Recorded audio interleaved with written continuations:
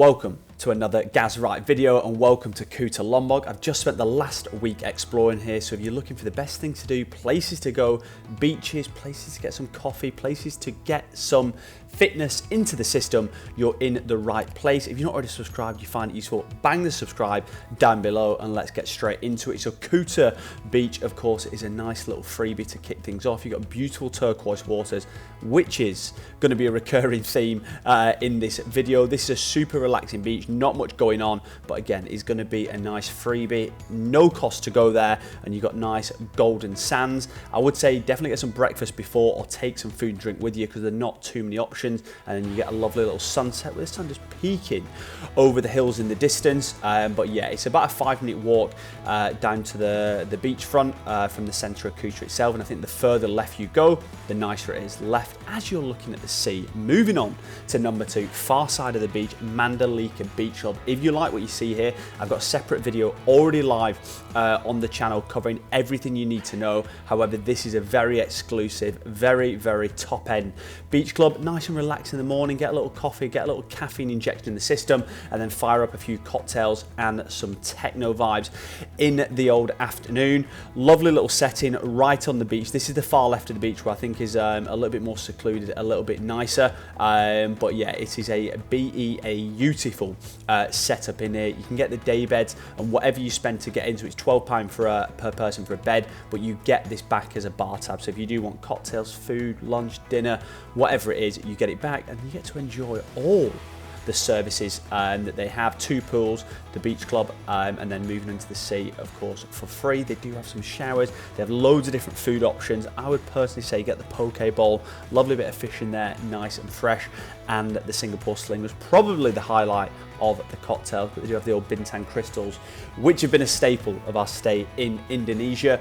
So a few different beaches to recommend. You are going to need either a driver for the day. We paid £30 and someone drove us around from 9 AM to about 7 PM in the evening, or you need a scooter if you feel comfortable flying about the roads themselves. This was a super nice beach. This is somewhere where you could spend the entire day. Definitely a beginner spot if you're looking to do any surfing, but there's a really nice restaurant on here, and again I've done a day video on our experiences, which will all be linked down below and on the channel down below. But yeah, lovely little spot. Definitely start your day here. You could spend your whole day here. Personally, there's different food options and the beach is massive, so when you first get on it, that's where all the snorkeling is, that's where all the action is. However, if you want to go to the far right hand side, that's where you're going to get a little bit more of a secluded atmosphere and a little bit more space to yourself. But yeah, recurring theme, turquoise waters, silly setup, and very easy to get in the sea, very low level, and yeah, the waves were absolutely tiny, which cannot be said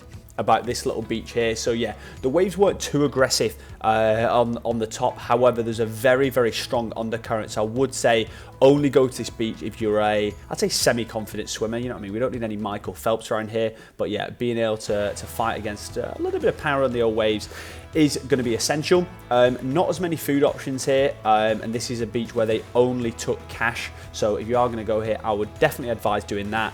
And depending on dietary requirements, I would maybe eat beforehand. I'm severely allergic to nuts, which I kind of explain in every video now, hence why it's a bit harder to eat some of the local food. But yeah, if you can eat the local food, there was plenty on offer, and yeah, just check out the water, check out the sand. It was just a beautiful setup, sun beating down.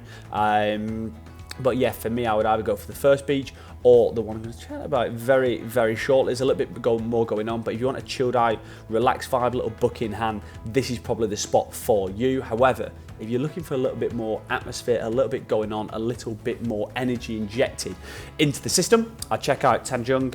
So again, this beach is an absolute monstrosity. It's so big.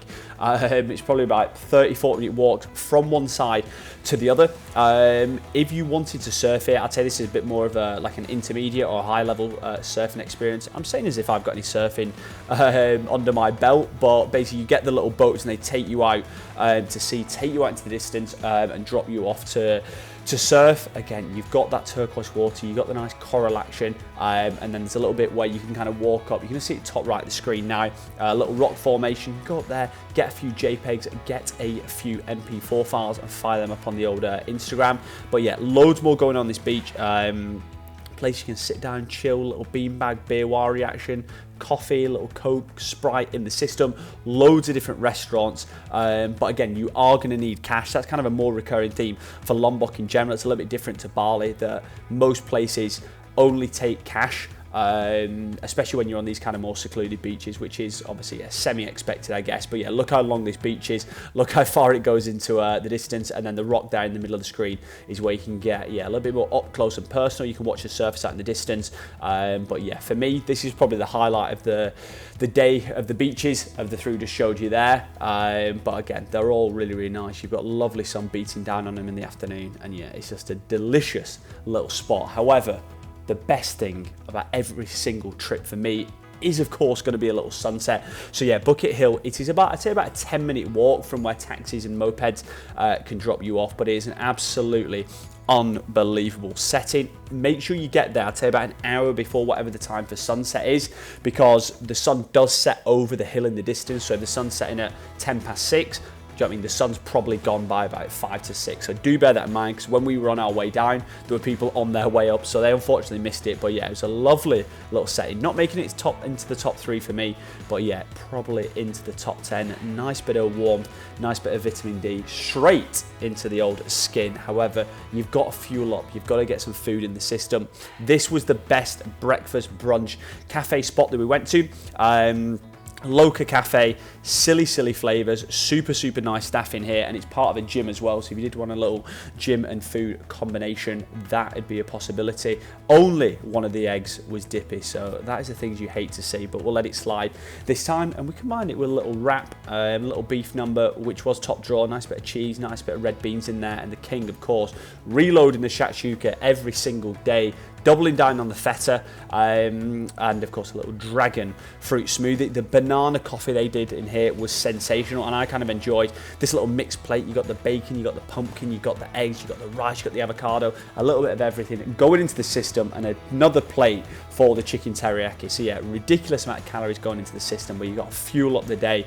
Yeah, to make sure you get the most out of it. On the drinks front, all their smoothies were absolutely top drawer. They did 4 different juices. The Immune Booster juice or the Miracle juice were the best ones. I think the Miracle one for me was top of the pile. You've got vitamins A, B, C, D, all the way through the alphabet in there. A little bit of ginger, a little bit of turmeric, sensational bit of kit, and obviously, yeah, good for the old body. And yeah, the banana coffee was top drawer. If you want a little bit of dinner action, definitely go to Mama's Pizza, get the old burrata on top, and get the double chicken. Silly flavours, and the king was on the spaghetti bolognese, which she informs me was a straight 10 out of 10.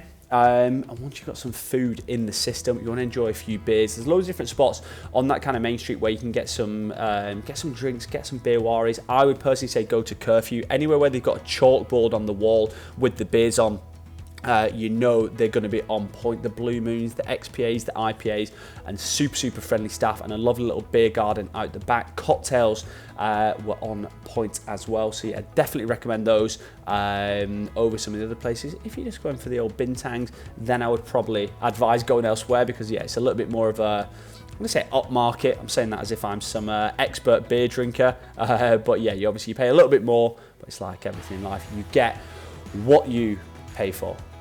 One of the other good things about this little Curfew place, the cocktails are on point. A little Aperol Spritz, a little Basil Mojito or Margarita were also sensational. Me and the king were firing up a few games. They had the shuffleboard, we had a little game of chess, a little game of articulate. So there's a few extra things going on just to liven it up and offer another string to their bow. However, when you're drinking the beers, you have to, of course, earn them. So there's a few different gyms. I would go to Xeno Fit. It is absolutely huge in here. So loads of space if you want to film, or if you just want a little bit more space for your workout. Loads of different racks. There's probably like 12 different squat racks, 12 different benches, silly amounts of weights in there. So yeah, nothing but good things to say. It was about £45 for a week membership. I think for anyone that's coming to Indonesia, that is the only thing that I would say costs more, but I would also say the gyms here are 10 times better. Nah, it's a bit aggressive. Double what they are in the UK, but yeah, sick setup.